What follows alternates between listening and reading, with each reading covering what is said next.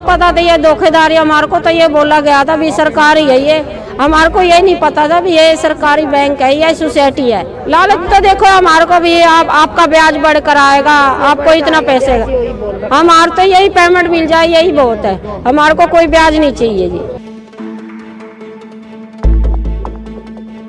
हाँ, डबल करने की भी जिसमें योजना थी, इसमें थी 5 साल एक जमावर्ती योजना थी, आरडी, एफडी, सुकन्या योजना, डाक खाने की तरह से इनकी योजना देते थे, अलग अलग तरह की इसमें योजनाएं दे रखी थी। लोन भी देते थे, कृषि मंत्रालय से अप्रूवल बताते थे, जबकि मैंने इनसे कागजात मांगे थे, कागजात इन्होंने नहीं दिए। फिर हमने इसकी आरटीआई वगैरह में जांच मांगी है। कंपनी है जी यहाँ पानीपत हरियाणा में, तो आकाश श्रीवास्तव, विजेंद्र उवाल और कई सारे लोग हैं। पानीपत में नरेश शर्मा है, ये सारे लोग यहाँ पर आए थे। इसमें बंदे का एवरेज का है, कोई 50,000, कोई 1 लाख, कोई 2 लाख, कई करोड़ एक बंदे के लगे हुए इसमें। ये सभी वो लोग हैं जिनके साथ भरोसे के नाम पर लाखों की ठगी हुई है, या यूं कहें कि लाखों नहीं बल्कि करोड़ों की ठगी हुई है। 1 करोड़ नहीं, 2 करोड़ नहीं, बल्कि ना जाने कितनी 100 करोड़ लेकर जो है कंपनी फरार हो गई है। मैन वेलफेयर क्रेडिट सोसाइटी के नाम से एक कंपनी चलाई जाती है, जिसकी ब्रांच हरियाणा के अलग अलग क्षेत्रों में खोली जाती है।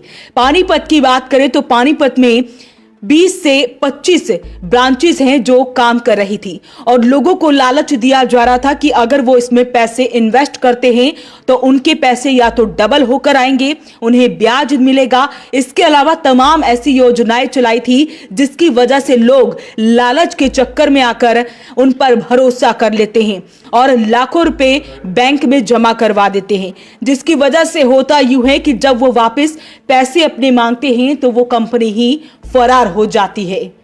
पूरे पानीपत में 25 से 30 इसकी ब्रांचें चल रही हैं। 2016-17 से लगातार इनके एटीएम भी लगे हुए हैं। लोगों को आश्वासन दिया गया था कि यह आरबीआई से मान्यता प्राप्त है, इसके एटीएम लगे हुए हैं, लोन देती है, लोगों को, जमाकर्ताओं को पूरा विश्वास दिया गया था। लेकिन अब उनका समय पूरा होने के बाद भी उनको पैसे नहीं दिए जा रहे। सॉफ्टवेयर अपडेट होने के नाम पर उनको बार बार चक्कर कटवाए जा रहे हैं, पैसे जमा कर रहे हैं, लेकिन जब पैसे देने की बात आती है तो इनका सॉफ्टवेयर बंद हो गया।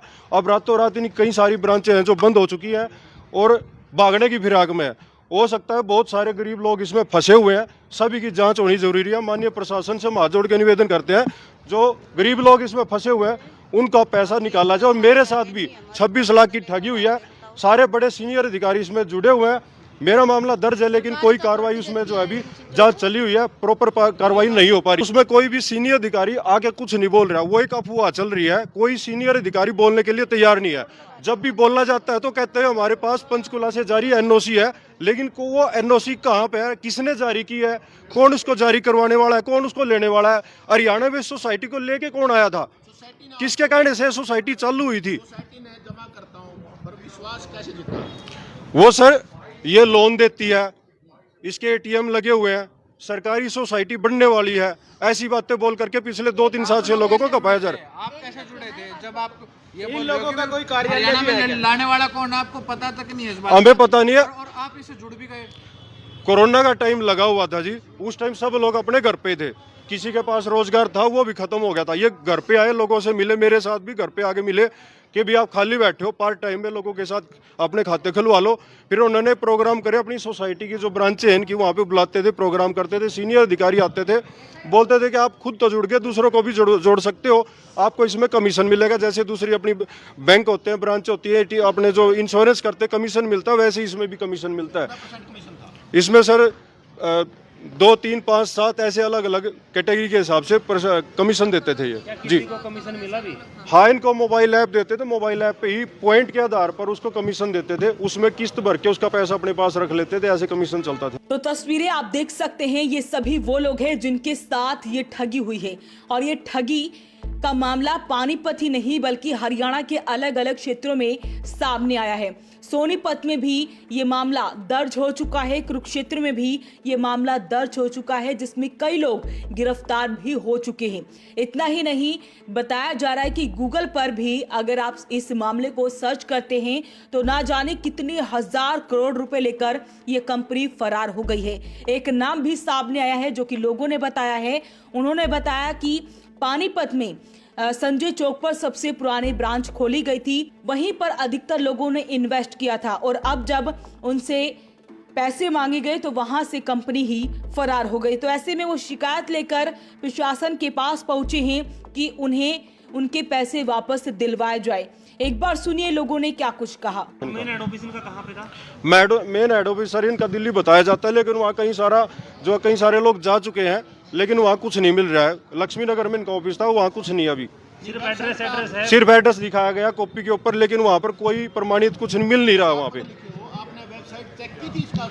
सर इसकी सचेत की वेबसाइट है, उस पे सचेत पे इसका रजिस्टर्ड दिखाया गया है, लेकिन कई जगह हमने इनके डॉक्यूमेंट मांगे सीनियर अधिकारियों से, ये गड़बड़ होने के बाद किसी ने कोई कागजात नहीं दिया है। बार बार मांगने के बाद उनको टड़ाया जा रहा है कि वहाँ जाके ले लो, हेड ऑफिस जाके ले लो, हेड ऑफिस है ही नहीं, डॉक्यूमेंट कहाँ से छानबीन करें। आप लोग कहाँ से हो? हम यहीं से जी, पानीपत से हैं सारे जी। यहाँ पे कोई कार्यालय है इसका? कार्यालय जी संजय चौक पे ब्रांच है इसकी, सबसे मेन जो सबसे पुरानी ब्रांच है संजय चौक पे। उसके बाद समालका में खुली थी और उसके बाद पूरे पानीपत में 25-30 ब्रांच है, जिसकी पूरी लिस्ट हमारे पास है। सोनीपत में भी ये मामला दर्ज हुआ है? हाँ जी, सोनीपत में मामला दर्ज हुआ है 13 लोगों के ऊपर, और कई 100 करोड़ का ये मामला हो सकता है पूरे हरियाणा में। पानीपत का इंचार्ज कौन था इस कंपनी का? सर पानीपत के कई सारे थे, इसमें सबसे मेन है यहाँ पे विजेंद्र वाल है, उसके साथ आकाश श्रीवास्तव है। ये सब दिखते नहीं, कोई भी सामने नहीं आता, कोई सामने नहीं आ रहा है। लोग परेशान हो रहे हैं, उनको पैसे नहीं मिल रहे, बार बार फोन करते हैं, फोन स्विच ऑफ कर लेते हैं, किसी को जवाब नहीं देते हैं, बहुत सारी परेशानी हो रही है। ये सर एक अम्बाड़ा से है, एक पानीपत से ही है। तो आज आप लोग यहाँ इकट्ठे हुए हैं, किस मकसद से इकट्ठे हुए हैं? सर हमारे साथ हमें ऐसा लग रहा है कि ठगी हुई है, हमारा पैसा दिया नहीं जा रहा है, समय पर समय दे करके घुमाया जा रहा है। ये देखो बुजुर्ग लोग हैं बेचारे, सारे परेशान हो रहे हैं। जो कंपनी का मालिक है उसका क्या नाम है? समीर अग्रवाल है जी। कहाँ का रहने वाला है? ये यूपी या कहीं से है जी, यूपी या एमपी से है। ये दुबई भाग चुका है जी। इसके पास इसके ऊपर कई सारे केस दर्ज है। इनकी 7-8 सोसाइटियाँ चल रही थी।